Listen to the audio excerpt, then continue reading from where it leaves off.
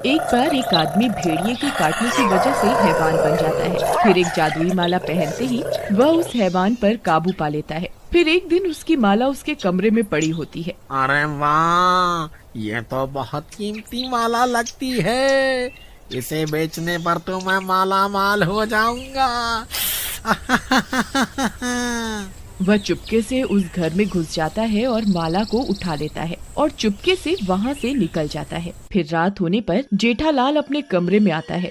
उसकी पत्नी वहाँ सो रही होती है। तभी वह अपनी माला को इधर उधर ढूंढने लगता है, लेकिन उसे उसकी माला कहीं दिखाई नहीं देती। हे भगवान, मेरी माला कहाँ गई? अब क्या करूँ? अगर मैंने वो माला नहीं पहनी तो 12 बजते ही मैं भेड़िए में बदल जाऊंगा। मुझे वो माला ढूंढनी ही होगी। अरे कमला, उठो, जल्दी उठो। क्या तुम्हें पता है वह जादुई माला कहाँ है जो महामुनि ने मुझे दी थी? अजी, आप उसे रोज यही पलंग के पास में तो रखते थे, देखिए वही होगी। अरे वहाँ तो मैं पहले ही ढूंढ चुका हूँ, वहाँ नहीं है। अरे प्रियतम, 12 बजने ही वाले हैं। जल्दी उस माला को ढूंढो, नहीं तो अनर्थ हो जाएगा। अजी, मैंने तो आपको कितनी बार कहा था कि उस माला को अपने गले में से मत उतारिए। हे भगवान, अब क्या होगा? अरे मर गई रे। अरे देखिए जी, घड़ी में 12 बजने ही वाले हैं, अब क्या करें? माला को छोड़ो और जल्दी से मुझे बांध दो। अब हमारे पास माला ढूंढने का वक्त नहीं है। फिर उसकी पत्नी जल्दी से उसे रस्सियों से बांध देती है और फिर 12 बजते ही जेठालाल भेड़िया बन जाता है। मूर्ख औरत, तूने मुझे बांध क्यों रखा है? मुझे खोल दे। मुझे शिकार करना है। मुझे अपने खून की प्यास बुझानी है। खोल दे मुझे।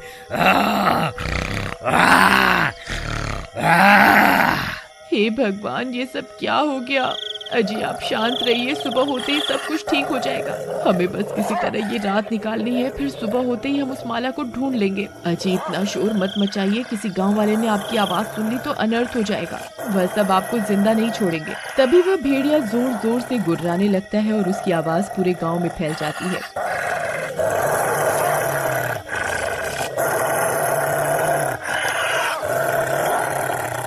अरे ये कैसी आवाज है? लगता है वो भेड़िया फिर से जाग गया है। मेरा शक सही निकला, ये जेठालाल फिर से हैवान बन गया है। मुझे ये बात अभी सबको जाकर बतानी होगी। भाइयों, अब की बार हम उस हैवान को जिंदा नहीं छोड़ सकते।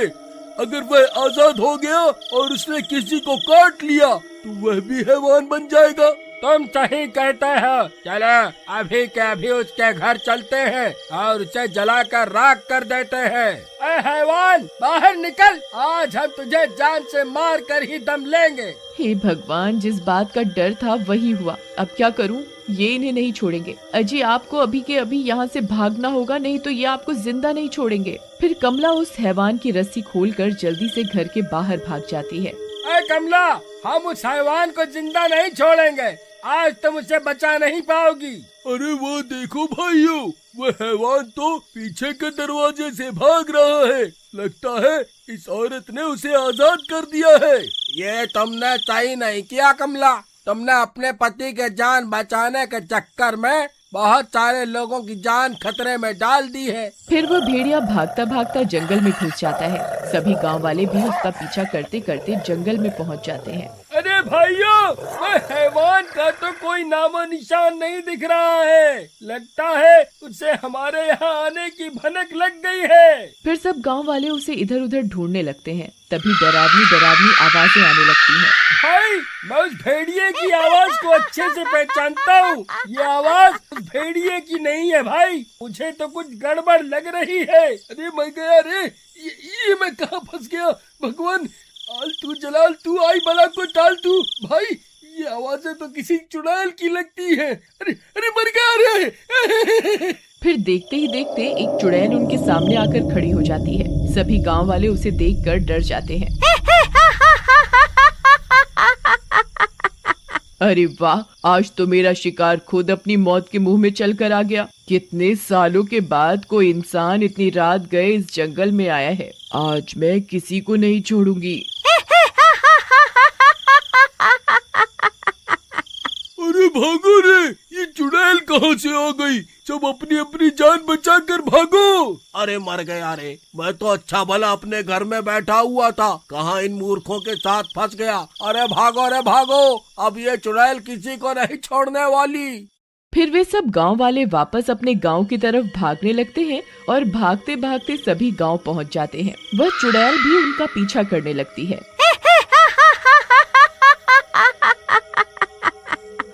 अरे भागते कहाँ हो? जितना मुझे तड़पाओगे उतना ही तुम्हें तड़पा तड़पा कर मारूंगी।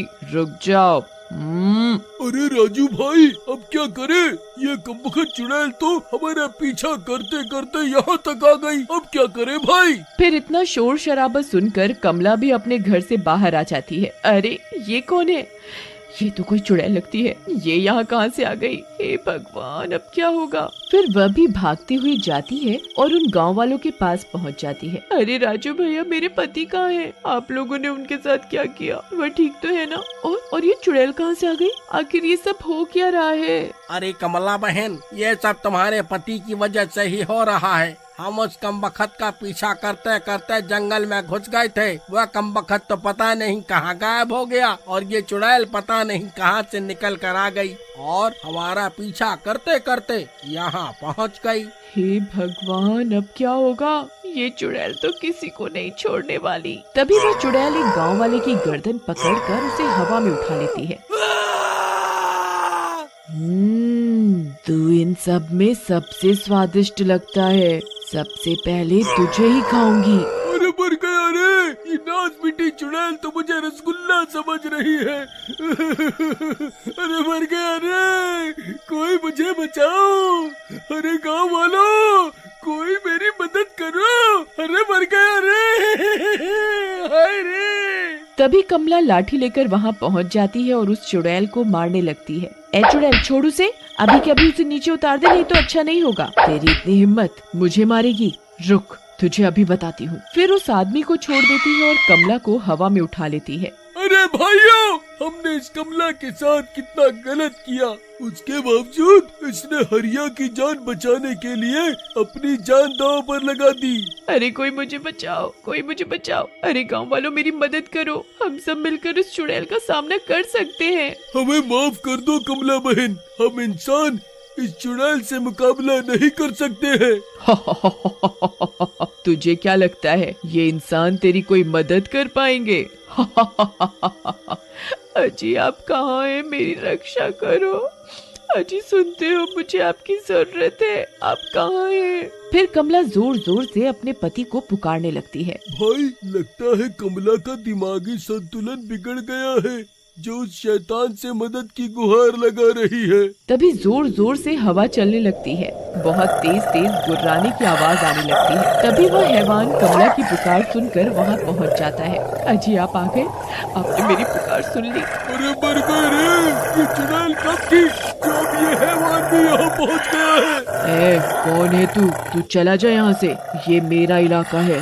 अभी के अभी यहाँ से चला जा, नहीं तो मैं तुझे जिंदा नहीं छोड़ूंगी। फिर वह हैवान उस चुड़ैल पर हमला कर देता है और उन दोनों में लड़ाई हो जाती है। अरे गांव वालों, ये अकेले उस चुड़ैल का सामना नहीं कर पाएंगे, हमें भी उनकी मदद करनी होगी। फिर सभी गांव वाले हाथों में मशाल लेकर उस चुड़ैल पर हमला कर देते हैं। अरे मर गए रे गांव वालों, ये तुमने क्या कर दिया? अरे मर गई रे। फिर देखते ही देखते वह चढ़वाइल जलकर राख हो जाती है। अब सब गांव वाले उस हैवान को देखकर डर रहे होते हैं।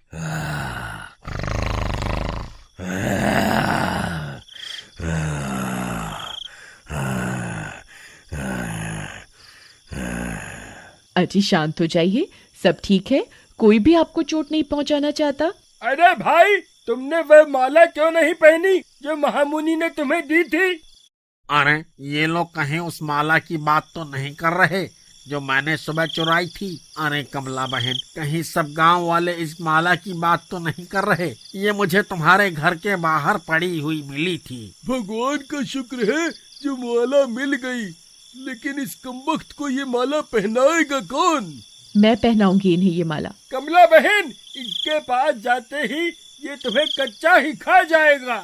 मुझे अपने पति पर पूरा विश्वास है, ऐसा कुछ नहीं होगा। फिर कमला जाती है और उस हैवान को वह माला पहना देती है। माला पहनते ही वह ठीक हो जाता है। अजी आप ठीक हो गए?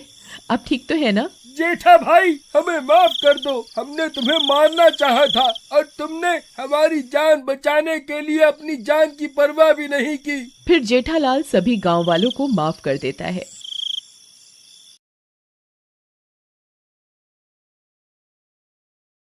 एक गांव में एक लालची औरत अपने पति के साथ रहती थी। उसका एक बेटा था जिसका नाम बाबूलाल था। वह कोई काम धाम नहीं करता था, बस पूरा दिन गांव में इधर उधर मंडराता रहता था। एक बार अगर और मुझे राम प्यारी बोले ना तो एक लगाऊंगी। चुपचाप यहाँ से चला जा, नहीं तो मुझसे बुरा कोई नहीं होगा। अरे सुमन, तुम गुस्सा क्यों होती हो? तुम मुझे बहुत अच्छी लगती हो। मैं तुमसे शादी करना चाहता हूँ। मुझसे शादी के सपने छोड़ और निकल यहाँ से। बड़ा आया शादी करने वाला। फिर इतना बोलकर सुमन गुस्से में वहां से चली जाती है। तभी बाबूलाल का दोस्त वहां से गुजर रहा होता है। अरे बाबू भाई, ये सुमन तुमसे क्या कह रही थी? कुछ नहीं भाई, अपने प्यार का इजहार कर रही थी। लेकिन भाई उसके हाव भाव से तो कुछ और ही लग रहा था। बाबू भाई, मेरी बात मानो तो तुम इससे दूर ही रहा करो। गांव वाले बोलते हैं इस सुमन के ऊपर चुड़ैल का साया है। ये रात को अकेले वीराने में घूमती है। कुछ लोगों ने तो इसके उल्टे पैर तक देखे हैं। तुम्हें पता है ना, उल्टे पैर चुड़ैल की निशानी होते हैं। चल बेवकूफ, तेरा दिमाग खराब हो गया है जो इतनी सुंदर लड़की को चुड़ैल बोल रहा है। सुमन कोई चुड़ैल वुड़ैल नहीं है। मैं तो इसी से शादी करूंगा। फिर इतना बोलकर वह अपने घर की ओर चल देता है। माँ, अब मेरी शादी की उम्र हो गई है। मेरी किसी सुंदर सी लड़की से शादी करवा दो ना। हाँ हाँ, क्यों नहीं। अगर राजा बेटा का कोई और भी अरमान है तो वो भी बता दीजिए। आपके सारे अरमान एक साथ ही पूरे करवा देंगे। काम धाम तो कुछ करना नहीं है। तेरी उम्र के सारे लड़के कुछ ना कुछ काम कर रहे हैं और एक तू है, पूरा दिन घूमता रहता है और मुफ्त की रोटियां तोड़ता रहता है। भला तुझ जैसे लड़के को कोई अपनी लड़की क्यों देगा? पहले कोई काम धाम करके कुछ पैसे वैसे कमा के दिखाओ, फिर शादी के सपने देखना। चल भाग यहाँ से। आवारा कहीं का, तो किसी काम धाम का नहीं है। देखो ना माँ, पिताजी हमेशा मेरी बेइज्जती करते रहते हैं। किसी दिन मैं घर छोड़ के ही चला जाऊंगा। अरे नहीं नहीं बेटा, कैसी बातें कर रहे हो? ये सब तुम्हारा ही तो है। अजी आप तो रह नहीं दो। हर वक्त मेरे भोले भाले बेटे को नीचा दिखाते रहते हो। अजी हमारे पास इतनी धन दौलत है, क्या आप ये सब अपने साथ ऊपर लेके जाओगे? भला मेरे बेटे को कमाने की क्या जरूरत है? माँ, मुझे सुमन बहुत पसंद है। तुम उसके घर मेरा रिश्ता लेकर जाओ ना। ठीक है, मैं कल ही सुमन के माता पिता से तुम्हारे रिश्ते की बात करने जाऊंगी। फिर अगले दिन बाबूलाल की माँ सुमन के घर रिश्ता लेकर जाती है और उन्हें अपने पैसों का रुबाब दिखाती है। देखिए बहन जी, आप बहुत अमीर लोग हैं और हम गरीब। मेरे पास आपको देने के लिए कुछ भी नहीं है। तुम्हारी किस्मत बहुत अच्छी है जो तुम्हारी लड़की की शादी मेरे बेटे से हो रही है। बस तुम सुमन की शादी मेरे बेटे से करवा दो, मुझे तुमसे कुछ नहीं चाहिए। इतना बोलकर वह वापस अपने घर की ओर चल देती है। अगले दिन सुमन और बाबूलाल की शादी हो जाती है। बाबूलाल सुमन से शादी करके फूला नहीं समाता। रात होने पर बाबूलाल और सुमन अपने कमरे में सो रहे होते हैं। तभी सुमन उठती है और सीधा घर से बाहर निकल जाती है और जंगल की ओर चल पड़ती है। बाबूलाल के दोस्त को सुमन पर पहले से ही शक होता है, इसलिए वह उस पर पहले से ही निगरानी रखे हुए होता है। अरे ये भाभी इतनी रात गए कहाँ जा रही है? मुझे इनका पीछा करना होगा। फिर चीमा सुमन का पीछा करने लगता है। तभी चलते चलते सुमन के पैर उल्टे हो जाते हैं। अरे मर गए रे, इसके तो पैर ही उल्टे हो गए। मेरा शक सही निकला, ये तो चुड़ैल निकली। तभी देखते ही देखते सुमन चुड़ैल में बदल जाती है और गुफा के अंदर घुस जाती है। चीमा की आंखें फटी की फटी रह जाती हैं। फिर वह भी उसके पीछे पीछे गुफा के अंदर घुस जाता है। ए हैवानों के देवता, मैं आपको 9 बलि चढ़ा चुकी हूँ। बस एक बलि और चढ़ाते ही मैं सर्वशक्तिमान बन जाऊंगी। फिर मैं इन शक्तियों से पूरी दुनिया पर राज करूंगी। मुझे अभी के अभी सारी बात बाबूलाल को जाकर बतानी होगी। फिर वह सीधा भागता हुआ बाबूलाल के घर जाता है और खिड़की से उसे आवाज देता है। बाबू भाई उठो, मुझे तुम्हें बहुत जरूरी बात बतानी है, जल्दी उठो। अरे क्या हुआ भाई, इतनी रात तुम यहाँ क्या कर रहे हो? भाई मैंने तुम्हें पहले ही कहा था कि तुम्हारी बीवी चुड़ैल है, लेकिन तुमने मेरी बात का विश्वास नहीं किया था। भाई मुझे लगता है कि तुम्हारा दिमाग खराब हो गया है, जो ये बहकी बहकी बातें कर रहे हो। अच्छा तो ये बताओ कि क्या सुमन घर पे है? इतने में सुमन वहाँ आ जाती है। क्या हुआ चीमा भैया, इतनी रात गए कैसे आना हुआ? चीमा सुमन को घर पर देखकर हक्का बक्का रह जाता है। अब कुछ नहीं भाभी जी, मैं तो बस यहाँ से गुजर रहा था तो सोचा बाबू से मिलता चलूं। अच्छा मैं चलता हूँ। इतना बोलकर चीमा वहाँ से दुम दबा के भाग जाता है। अजी क्या हुआ, ये आपका दोस्त आपसे क्या कह रहा था? कुछ नहीं, बस ऐसी ही बेकार की बातें कर रहा था। चलो अब तुम सो जाओ, रात बहुत हो गई है। फिर सुबह होने पर वह सेठानी गुस्से से लाल हो जाती है क्योंकि सुमन अभी तक सो रही होती है। ए बहू रानी, अभी तक सो रही है क्या? घर का काम कौन करेगा? चल जल्दी उठ, मैंने काम वाली की छुट्टी कर दी है, आज से घर का सारा काम तुझे ही करना है। फिर सेठानी के जोर जोर से चिल्लाने की वजह से सुमन की नींद खुल जाती है और वह गुस्से से लाल हो जाती है। रुक बुढ़िया, तुझे मैं अभी बताती हूँ। फिर सुमन गुस्से में बाहर आती है। ए बुढ़िया, क्यों शोर मचा रही है सुबह सुबह? मेरी सारी नींद ही खराब कर दी। अरे दैया, इसकी हिम्मत तो देखो, मुझे बुढ़िया बुला रही है। ए, तेरी इतनी हिम्मत, मुझे बुढ़िया बोलेगी? चुपचाप घर का ये सारा काम निपटा दे। तेरे माँ बाप ने वैसे भी दहेज में फूटी कौड़ी भी नहीं दी है। मैं कोई काम वाम नहीं करने वाली, जो करना है कर लो। तेरी इतनी हिम्मत, मुझे मना करेगी? रुक, तुझे अभी बताती हूँ। अरे मर गई रे, ये क्या हो गया? ए, तेरी इतनी हिम्मत, मुझे अभी के अभी छोड़ दे। बाबू बाबू, ओ बाबू, देख तेरी बीवी मेरे साथ क्या सलूक कर रही है, जल्दी आ, मुझे इससे बचा, नहीं तो ये मेरे सारे बाल नोच डालेगी। फिर अपनी माँ की चीख पुकार सुनकर बाबू दौड़ा दौड़ा अपने कमरे से निकलकर वहाँ पहुँच जाता है। वह यह सब देखकर हैरान रह जाता है। ए सुमन, तेरी इतनी हिम्मत, तू मेरी माँ के साथ ऐसा सलूक करेगी? अभी के अभी मेरी माँ को छोड़ दे, वरना अच्छा नहीं होगा। फिर सुमन उसे छोड़ देती है और सीधा अपने कमरे में चली जाती है। माँ, आप ठीक तो हो ना? आपको कुछ हुआ तो नहीं ना? मैं ठीक हूँ बेटा, मैंने तो बस इसे घर का थोड़ा काम करने को कहा था और इसने मेरी तो धुनाई ही कर दी। फिर बाबू परेशान होकर घर से बाहर निकल जाता है। वहाँ उसे उसका दोस्त चीमा मिलता है। क्या हुआ बाबू भाई, इतने परेशान क्यों हो? क्या तुम्हें पता चल गया कि तुम्हारी बीवी चुड़ैल है? मजाक मत कर यार चीमा, मैं वैसे ही बहुत परेशान हूँ। आज सुबह सुबह तो सुमन ने हद ही कर दी। उसने माँ के बाल पकड़कर उनसे बहुत बदतमीजी की। भाई, मैंने तो पहले ही कहा था कि सुमन कोई साधारण लड़की नहीं है, उसके ऊपर चुड़ैल का साया है।